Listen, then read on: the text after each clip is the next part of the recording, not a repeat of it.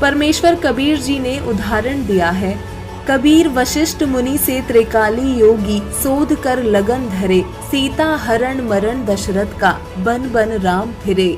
अर्थात जिस समय श्री रामचंद्र जी का विवाह सीता जी से होना था, उस विवाह की शुभ लगन तिथि राजा दशरथ के गुरु ऋषि वशिष्ठ जी ने सोध कर रखी थी।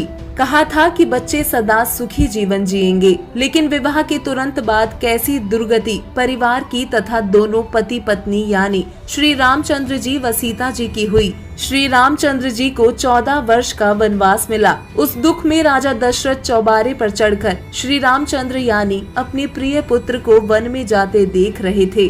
तभी पैर फिसल गया, जमीन पर गिरकर मृत्यु हो गई। श्री राम व सीता वन वन में भटके। क्या बचाव किया उस लगन ने। इसलिए हमें शास्त्रोक्त विधि यानी सामान्य विधि से विवाह करना चाहिए।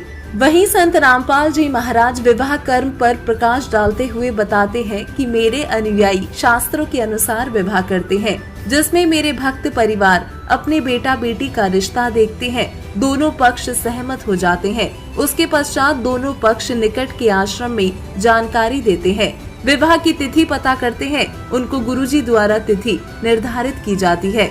कोई नक्षत्र या पतरा या शुभ मुहूर्त आदि का ढोंग करके नहीं, सामान्य तिथि जिस दिन छुट्टी हो या सत्संग समागम हो या जो दोनों पक्षों की सुविधा अनुसार हो, निर्धारित तिथि को दोनों पक्ष आश्रम में या सत्संग स्थल पर यानी जो स्थान निर्धारित होता है वहां जाते हैं। आदरणीय संत गरीबदास जी महाराज जी की अमृतवाणी अमर ग्रंथ में एक अध्याय असुर निकंदन रमैणी है, जिसमें विश्व के सभी दैवीय शक्ति की स्तुति की गई है। उसको पढ़ा व बोला जाता है तथा ऑडियो स्पीकर पर सुनाई जाती है। सभी मिलकर इसका पाठ करते हैं यानी बोलते हैं, जिसके द्वारा मेरे अनुयायी प्रतिदिन दोपहर में विश्व के सभी देवी तथा देवताओं की स्तुति करते हैं। ये संपूर्ण पाठ 17 मिनट में पूरा हो जाता है। अर्थात इस तरह के विवाह में केवल 17 मिनट लगते हैं और विवाह संपन्न हो जाता है।